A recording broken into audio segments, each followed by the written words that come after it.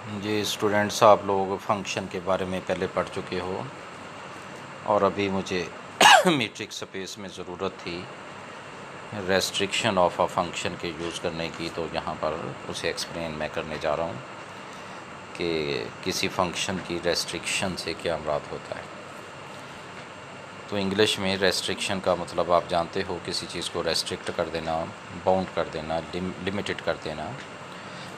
तो रफली स्पीकिंग किसी फंक्शन के टुकड़े को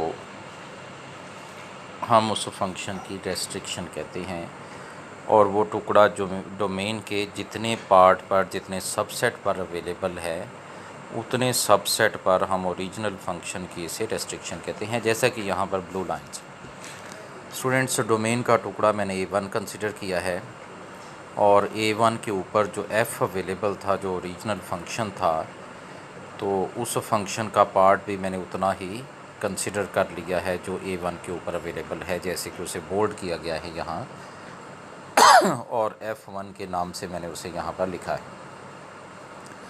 तो ये जो F1 है, ये ओरिजिनल फंक्शन f की रेस्ट्रिक्शन कहलाती है डोमेन के सबसेट A1 पर। अब ये फंक्शन ओरिजिनल f था, उसकी डोमेन x एक्सिस का वो रीजन थी जिसके ऊपर ये फंक्शन अवेलेबल था। तो उस डोमेन का टुकड़ा मैंने A1 कंसिडर किया है।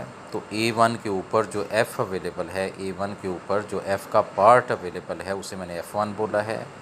तो ये F1 ओरिजिनल फंक्शन f की रेस्ट्रिक्शन है टू द सेट A1, जो कि पार्ट है डोमेन ऑफ f का। तो इसे ऊपर उसने अब प्रॉपर्ली डिफ़ाइन किया है कि let f from A to B be a function. ये नोटेशन स्टूडेंट से जब लिखी जाती है f from A to B इस तरह, f के बाद कॉलन और फिर a के बाद एरो और फिर b, f from A to B, तो इसका मतलब होता है कि f is a function from A to B। Remember, अगर f आर्म रिलेशन होता, फंक्शन ना होता, तो उसकी डोमेन कुछ भी हो सकती थी और रेंज भी कुछ भी हो सकती थी। डोमेन इनफैक्ट सबसेट ऑफ ए होनी थी और रेंज जो है वो सबसेट ऑफ बी होनी थी। लेकिन अभी चूँकि f वेल डिफाइंड फंक्शन है, तो इसका मतलब है इसकी डोमेन पूरा सेट ए है और जो रेंज है वो b का सबसेट है। तो फिर हमने बोला कि let A1 be a subset of A. Remember students, यहाँ पर जो A1 मैंने दिखाया था वो इंटरवल था।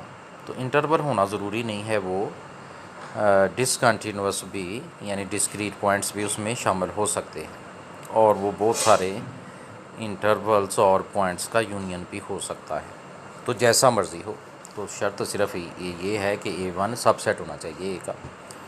तो f की डोमेन A थी, तो उसका टुकड़ा मैंने A1 भी कंसिडर किया।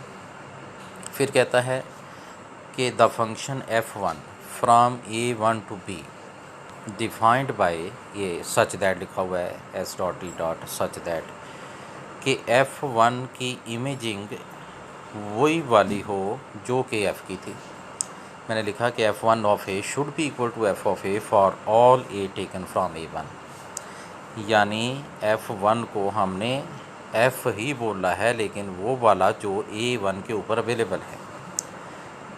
अगर ये बात हो, F1 को ऐसे डिफ़ाइन किया जाए स्टूडेंट्स, जैसे कि यहाँ पे लिखा हुआ है, क्या लिखा हुआ है कि F1 from A1 to B is a function such that F1A should be equal to F of A for all A taken from the set A1। ये जो नया हमने नई डोमेन जो F1 की है उसे A1 इनफैक्ट हमने कहा हुआ है।